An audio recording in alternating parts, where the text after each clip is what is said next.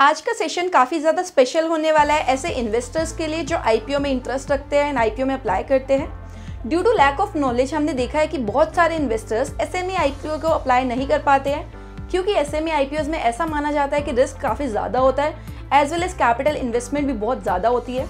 तो चलिए आज यही सब टॉपिक्स आप लोगों के लिए डीकोड करते हैं कि एसएमई आईपीओ क्या होते हैं, रिस्क फैक्टर कितना एसोसिएटेड होता है, मिनिमम कैपिटल रिक्वायरमेंट कितनी होती है, SME IPO main board IPO से कैसे डिफरेंट होते हैं। अगर आप ये वीडियो एंड तक देखोगे आप अपने सभी क्वेश्चंस का आंसर इस वीडियो से लेकर जाने वाले हो, so keep on watching. Firstly we should know what is a SME IPO.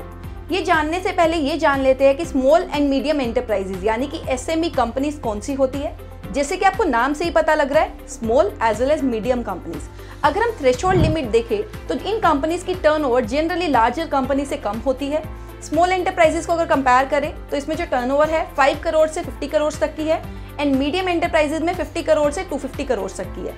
अगर हम वहीं पर इन्वेस्टमेंट की इनकी थ्रेशोल्ड लिमिट देखें प्लांट एंड मशीनरी में, स्मॉल एंटरप्राइजेस में 1 करोड़ से 10 करोड़ की है एंड मीडियम एंटरप्राइजेस में 10 करोड़ से 50 करोड़ की। तो आई होप अब आपको समझ आ गया होगा कि एसएमई कंपनीज कौन सी होती है, यानी कि small as well as medium enterprises. अब इसी कंपनी का आईपीओ अगर प्राइमरी मार्केट में आ जाता है तो वो हो जाता है एसएमई आईपीओ। और ये जो आईपीओ है ये प्राइमरी मार्केट में बिल्कुल वैसे ही आता है जैसे मेन बोर्ड आईपीओ आता है।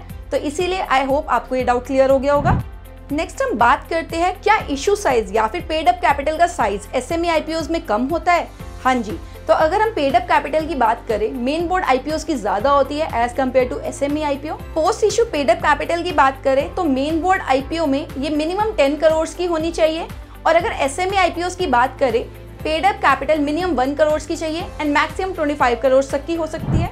अब हम लिस्टिंग की बात करते हैं कि एसएमई आईपीओ लिस्ट कहाँ पर होते हैं। जैसा कि आपको पता है एक्सचेंज की रिक्वायरमेंट होती है लिस्टिंग के लिए।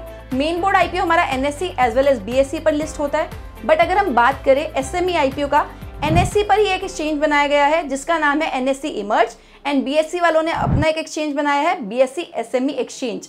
तो इन पर ये आईपीओज लिस्ट होते हैं। अब बात करते हैं कि एक्सचेंज बने कब। 2012 में ये जो एक्सचेंजेस है ये इनकॉर्पोरेट हुए हैं। 2016 में एनएससी इमर्ज वाले प्लेटफॉर्म पे एक इंडेक्स लाई गई जिसका बेस 1000 था एंड अगर 2024 में करंट में इसको हम कंपेयर करें तो 10,327 रुपीज के आसपास उसका प्राइस है। तो आप देख पा रहे हो 10 टाइम से भी ज्यादा जो एक्सचेंज का इंडेक्स है वो रिटर्न दे चुका है। बट वन मोर थिंग, जो एनएससी इमर्ज इंडेक्स है उसमें आप ट्रेडिंग नहीं कर सकते हो।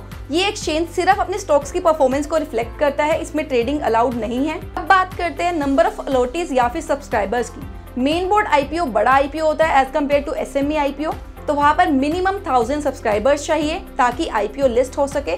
बट अगर एसएमई आईपीओ की बात करें यहाँ पर मिनिमम 50 ही सब्सक्राइबर्स चाहिए।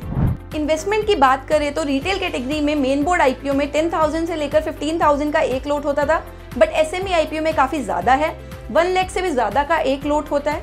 नेक्स्ट हम बात करते हैं कि जो भी डॉक्यूमेंट्स होते हैं आईपीओ से रिलेटेड वो कौन observe as well as approve करता है। मेन बोर्ड आईपीओ की बात करें तो जो भी ड्राफ्ट रेड हेरिंग प्रोस्पेक्टस होता है उसको सेबी ऑब्जर्व करता है। बट अगर एसएमई आईपीओ की बात करें इसमें जो भी एक्सचेंज होता है जिसपे ये आईपीओ लिस्ट होने वाला होता है वो इसको ऑब्जर्व करता है। रिपोर्टिंग रिक्वायरमेंट्स की अगर हम बात करें, मेन बोर्ड आईपीओ जो होते हैं या फिर मेन बोर्ड कंपनीज जो स्टॉक एक्सचेंज पर लिस्टेड होती है उनको क्वार्टरली अपनी रिपोर्टिंग करनी पड़ती है, क्वार्टरली फाइनेंशियल रिजल्ट्स पब्लिश करने पड़ते हैं। बट अगर एसएमई आईपीओ की बात करें इनको थोड़ा सा रिलैक्सेशन है क्योंकि ये छोटी कंपनीज है, तो ये सेमी एनुअल बेसिस पर अपनी रिपोर्टिंग कर सकती है। अब आप लोगों को एक इंटरेस्टिंग बात बताती हूँ कि जैसे कि जो मेन बोर्ड कंपनीज होती है जो normal NSC as well as BSE पर लिस्ट होती है उसमें आप कैश मार्केट में सिंगल शेयर को भी buy as well as sell कर सकते हो। बट जो एसएमई आईपीओज होते हैं या फिर स्मॉल एंड मीडियम एंटरप्राइजेस की कंपनीज होती है इसमें जो लॉट आईपीओ में आया था जो 1 लाख से ऊपर का था उसी के मल्टीपल्स में आप इसमें ट्रेडिंग कर सकते हो ऑन एनएससी इमर्ज या फिर बीएसई एसएमई एक्सचेंज पर। तो आप खुद बताओ जब लॉट साइज छोटा होगा तो उसमें लिक्विडिटी ज्यादा रहेगी या फिर लॉट साइज बड़ा होने पर। ऑब्वियसली जो आप वन स्टॉक में ट्रेडिंग कर पाओगे उसमें ज्यादा वॉल्यूम आपको देखने को मिलेगा as well as volatility as compared to जहां पर 1 लाख का 1 लॉट है। Last but not the least कि जो आजकल इन्वेस्टर्स है एसएमई आईपीओ में इसलिए ज्यादा अट्रैक्ट हो रहे हैं क्योंकि लिस्टिंग गेन्स काफी ज्यादा बेटर मिलते हैं as compared to main board IPOs. पर वो ये पॉइंट भूल जाते हैं कि अगर यहाँ पर रिटर्न ज्यादा है तो यहाँ पर रिस्क भी काफी ज्यादा है। फर्स्ट रीजन कि यहाँ पर इन्वेस्टर्स काफी कम है, मैनिपुलेशन के चांसेस बहुत ज्यादा है क्योंकि आईपीओ का साइज छोटा है, और साथ में जो लोट है वो काफी बड़ा है। मतलब काफ़ी कम लोग यहाँ पर ट्रेडिंग कर रहे होंगे। तो जब अपर सर्किट आपको किसी शेयर में देखने को मिलेगा, वो कॉन्टिन्यूसली काफ़ी सेशंस के लिए अपर सर्किट लगाएगा, बट जिस दिन लोअर सर्किट लगना स्टार्ट होता है उस दिन आपको नहीं पता कि आपकी वेल्थ कितनी इरोड हो सकती है। तो इसीलिए आप लोगों को एक इन्फॉर्मेटिव डिसीजन लेना काफ़ी इंपॉर्टेंट हो जाता है एसएमई आईपीओ के अंदर।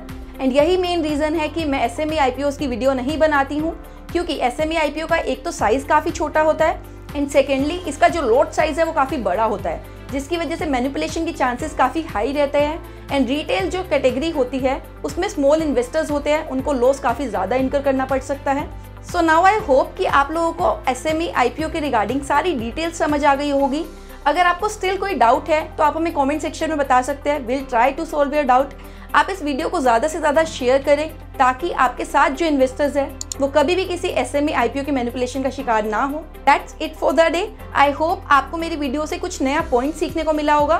तो आप इस वीडियो को ज़रूर लाइक करिए and subscribe to our channel for more such content like this. I will see you in my next video. Take care and bye bye.